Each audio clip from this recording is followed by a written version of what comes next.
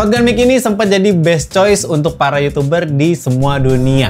Buset, lebay banget kayak omongan gue. Tapi emang bener, Casey Neistat aja tuh pernah pakai mic ini pada masa-masa tren semua YouTuber pada ngevlog. Buat pemula oke, best budget juga, tapi kalau performance-nya tuh gimana di tahun ini?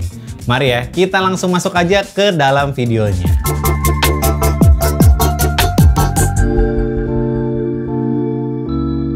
Assalamualaikum warahmatullahi wabarakatuh. Selamat datang kembali di channel High Tech. Henry mau ngomongin shotgun mic dari brand yang cukup terkenal ya, yaitu adalah Rode. Dan kali ini adalah tipe yang Rode Video Micro. Oke, seperti biasa di video High Tech bakalan ngasih info-info racun yang pantas dibeli dan pastinya valid buat para penonton ya. Makanya kalian yang belum subscribe, klik dulu tombol subscribe yang putih-putih yang ada di bawah. Yang lagi nonton, tonton dulu videonya sampai habis. Anyway, langsung aja ya, kita bahas mic yang udah berumur 10 tahun mungkin ya ini ya. First thing first, gue beli Rode Video Micro ini tuh barang yang second hand di seller Shopee dengan harga yang lumayan miring di harga 400 ribuan. Kenapa nggak beli baru aja bang? Kan harga barunya aja tuh 400 ribuan juga bang. Eits, tidak seperti itu ya kawan-kawan. Harga dari Rode Video Micro ini tuh bener-bener masih stabil sampai sekarang. Gua ngelihat dari nota pembelian awalnya ini tuh di harga 1 jutaan. Mungkin yang beredar di marketplace itu barang KW ya, yang label-labelnya tuh di Rode-Rodein. Karena gua sempet chat langsung juga si sellernya, kalau Rode yang 400 ribuan itu tuh baru tapi KW. Memang Rode sendiri tuh yang asli itu import langsung dari Sydney. Jadi kualitas dalamnya tuh bisa dipercaya dengan harga sejutaan yang tadi gue bilang. Dan shotgun mic ini bisa dibilang ya udah 10 tahunan tapi masih bener-bener worth it. Gue bawa ke area outdoor yang banyak angin kayak di vlog gue ke Bromo kemarin, dan ini tuh masih nge-capture suara kita dengan baik. Oke, mari kita langsung aja ya ngomongin spesifikasi dari shotgun mic Rode Video Micro ini. Yang pertama pasti ya dari build materialnya nih. Pada bagian material utama, mic ini menggunakan material aluminium. Dan pastinya aluminium ini, material ini tuh tahan korosi dan tahan karat. Finishing pada lapisan bodi luar berwarna matte black dengan ceramic coating. Nah, lapisan keramik ini berfungsi melindungi bodi dari goresan atau pantulan cahaya. Untuk ukuran video micro ini punya panjang 8 cm yang sekecil jari telunjuk orang dewasa. Tipe kondensor pada Rode ini menggunakan electret condenser kapsul. Mikrofon ini sangat sensitif ya terhadap detail suara dan masih bisa menangkap suara ambience pada area sekitar. Masih ngomongin soal jeroan pada mic ini juga, polar pattern pada mic ini menggunakan cardioid. Pola ini fokusnya tuh menangkap suara dari depan mikrofon dan pastinya tuh bakalan ngeblok suara dari sisi samping. Oke, lanjut untuk aksesoris bawaan dari produk ini. Disediakan juga ya dead cat atau windshield untuk kita masukkan ke dalam mikrofon agar mic ini juga tuh tidak terlalu terekspos, dan penggunaan dead cat ini tuh bisa meminimalisir noise atau suara yang tidak kita inginkan masuk. Selain itu juga ada kabel TRS untuk smartphone dan kabel TRS untuk kamera.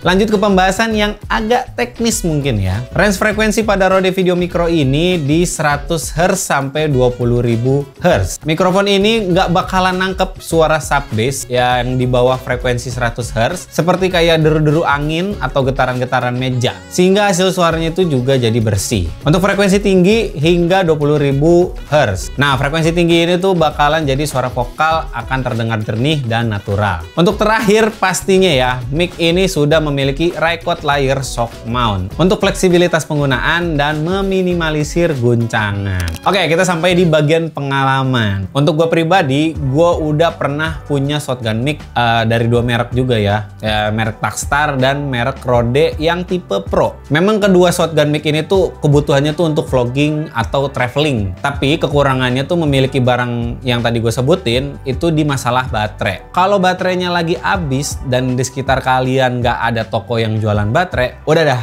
mic itu nggak bakalan bisa kalian gunain. Memang ya, mic dengan baterai itu tuh kualitasnya lebih unggul daripada mic yang digunain daya dari device. Tapi pas kemarin gue coba untuk ngevlog seharian di Bromo, ternyata tuh nggak ngedrain baterai dari kamera gue. Menurut klaim dari Rode, 2-5 volt aja nih daya yang digunakan sama Video Micro ini. Soal kualitas suara yang di capture, ini bener-bener masih worth it kalau kalian pakai di tahun ini juga. Bahkan masih bisa ya menurut asumsi gue tuh dipakai 5-10 tahun lagi. Dan itu gue jamin masih worth it. Gue coba di outdoor masih aman-aman juga. Nangkep ambience kalau kalau suaranya tuh pas banget di arah depan mic. Tapi tetap ya, suara kita yang lebih jelas ditangkap oleh video mikro ini. Jadi para vlogger tuh tetap ya, esensi videonya tuh terasa ada suara ambience yang natural dan suara orang yang ngomong tuh tetap jelas. Nah, kita ngomongin soal kekurangannya nih. Ini bener-bener subjektif banget sebenarnya. Gue mungkin lebih leluasa dengan adanya adjustment gain atau ya kayak low cut audio gitu. Tapi kalau hal ngevlog gini, ini kan ya udah ya, kita nggak perlu effort banget gitu ya. Kayak dikit-dikit setting, dikit-dikit kita harus ngubah low cut, kita mesti naikin gain. Jadi ya ekspektasi gue soal itu mending gue tinggalin aja gitu. Mau ngevlog dengan proper, tinggal colok si mic video mikro ini di Kotsu, udah deh beres. Karena ya udah baik lagi, karena cuma buat ngevlog gitu doang. Kecuali Anda ngevlognya emang bener-bener sinematik. Nah, itu pasti harus pakai mic shotgun yang bener-bener proper. Dari gain, dari low cut-nya. Ya, baik lagi ya, referensi masing-masing. Tanpa panjang lebar lagi, kita akan melakukan pengetesan pada Rode Video Micro ini ya. Silakan Hendry varian lainnya melanjutkan pengetesannya. Oke, beneran ini ya, Hendry yang ada di luar. Biasanya Hendry di luar tapi tetap ada di dalam studio. Sebenarnya kita lagi ada di Bobo Cabin Tavia di daerah Puncak. Ya ini lumayan cukup healing ya bagi saya. Tapi kita nggak bakalan ngomongin si Bobo Cabin ini karena ya udah, kita balik lagi back to the topic, yaitu adalah si Rode Video Micro ini yang bakalan kita bahas. Kalau sekarang kalian masih mungkin dengerin suara yang dari Saramonic yang ada di clip on gue. Nah, mungkin nanti bakalan gue compare kali ya kalau misalkan suara dari Saramonic sama suara yang dari Rode Video Micro. Tapi gue nggak bakalan curang. Ya ini nggak bakalan gue klipin di baju, tapi bakalan gue taruh di jarak berapa nih? Jarak sekitar 50 cm dari kamera. Jadi Saramonicnya nanti bakalan ditaruh di situ, Rode Video Micronya juga bakalan ditaruh situ. Cek sound, 1, 2, 3. Kalian sekarang mendengarkan suara dari Saramonic Blink 500. Ya, bagaimana suaranya? Ini di sekitaran gue masih ada suara deru-deru ya, suara deru-deru air. Kayak bakalan ketangkep juga ambience-nya. Tapi sebenarnya seharusnya nangkap sih yang direct suara kayak begini. Cek sound, 1, 2, 3. Saramonic Blink 500, Saramonic Blink 500. Kita lanjut ke Rode Video Micronya ya.